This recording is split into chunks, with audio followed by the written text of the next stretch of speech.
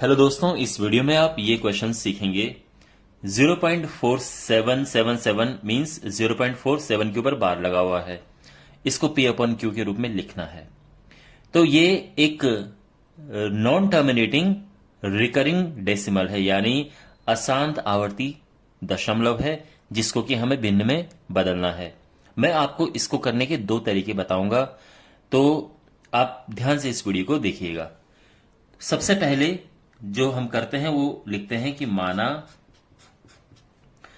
x बराबर, यानी इस संख्या को हम x मान लेंगे 0.4 और 7, क्योंकि इसके ऊपर बार लगा हुआ है यानी ये रिपीट हो रहा है, ठीक है ना। इस तरह से है, ये समझ आ गया।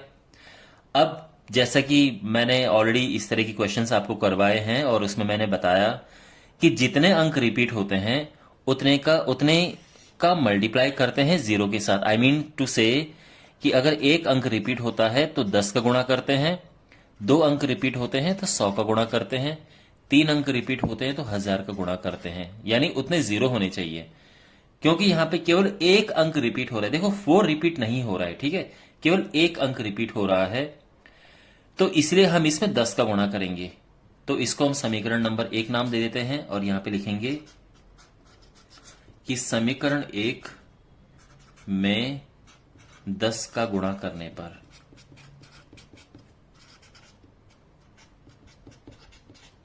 अब इसमें 10 का गुणा करेंगे तो ये तो हो जाएगा 10x, और इसमें 10 का गुणा करेंगे तो दशमलव एक स्थान दाईं तरफ चला जाएगा और ये हो जाएगा 4.7777। आ गया समझ? यह है समीकरण नंबर 2। अब हम सबसे इंपॉर्टेंट पार्ट में आते हैं इस क्वेश्चन के, और हमें क्या करना है, समीकरण 2 से समीकरण 1 को घटाना है। तो समीकरण 2 से समीकरण 1 को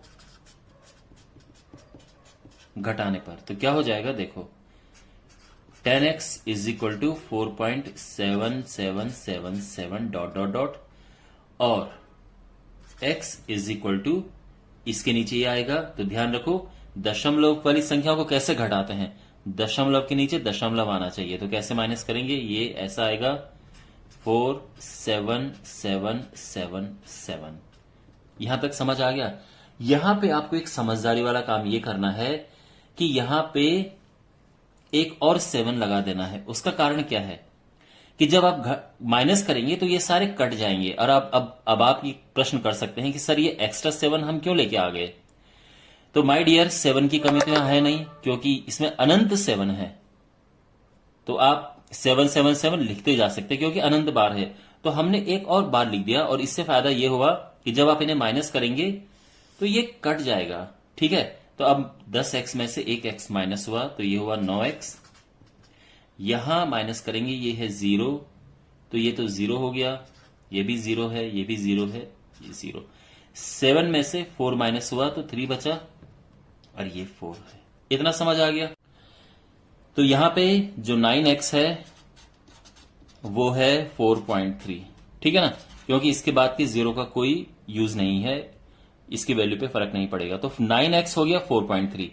अब x का मान ज्ञात करना है तो 9 नीचे जाएगा, ये हो जाएगा 4.3 अपॉन 9। अब यहां से ये पॉइंट हटेगा और ये 0 बढ़ जाएगा, तो फुल एंड फाइनल जो हमारा आंसर आ जाएगा वो है 43 अपॉन 90, और ये हमारा फाइनल आंसर है। ओके, वेल, ये तो एक तरीका है इसे करने का। अब मैं आपको इसे करने का दूसरा तरीका बताता हूं। दूसरा तरीका जो है हम लिखेंगे उसमें, माना x बराबर 0.47 बार, जैसा कि क्वेश्चन में है। इतना समझ आ गया। अब देखो यहां पे इंपॉर्टेंट बात, कौन सा अंक यहां पे रिपीट हो रहा है, तो आप कहोगे कि सर 7 रिपीट हो रहा है। तो हम क्या करेंगे, इस पॉइंट को इधर लेके चलेंगे, इसके पास लेके चलेंगे। तो इसके लिए हम 10 का गुणा करेंगे। तो 10 का गुणा जब करेंगे तो ये 10x हो जाएगा 4.7, और इसके ऊपर लग गया बार। इतना समझ आ गया, ठीक है। इसको हम इक्वेशन नंबर 1 नाम दे सकते हैं, इसको इक्वेशन नंबर 2। हमने इसमें 10 का गुणा किया और ये लिख दिया, ठीक है। अच्छा, ये समझ आ गया। 10 का गुणा क्या, ये हमारा मकसद ये था कि हम इस पॉइंट को रिपीटिंग डिजिट के पास में लेके चले जाएं। ये डिजिट रिपीट हो रही है तो इसके पास में पॉइंट लेके चले गए।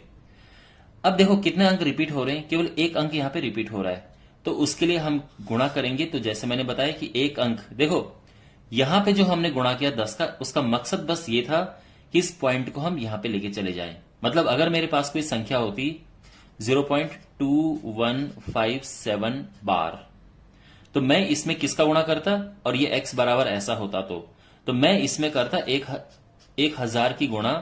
क्यों? क्योंकि मेरा मकसद है कि मैं इस पॉइंट को यहां पे लेके जाऊं। तो इससे हो जाता कि 1000x आ जाता 215.7 बार। तो कहने का मतलब यह है कि इस पॉइंट को यहां पे लेके जाना है, 7 बार है उसके पास तक। अब इसके बाद मेन इस पे आओ, तो यहां पे एक अंक रिपीट हो रहा है तो हम 10 का गुणा करेंगे। तो हमने किया 10 का गुणा इस पे, तो ये तो हो गया क्या 100x बराबर, और ये पॉइंट 10 का गुणा करके यहां पे चला जाएगा, तो ये हो जाएगा 47।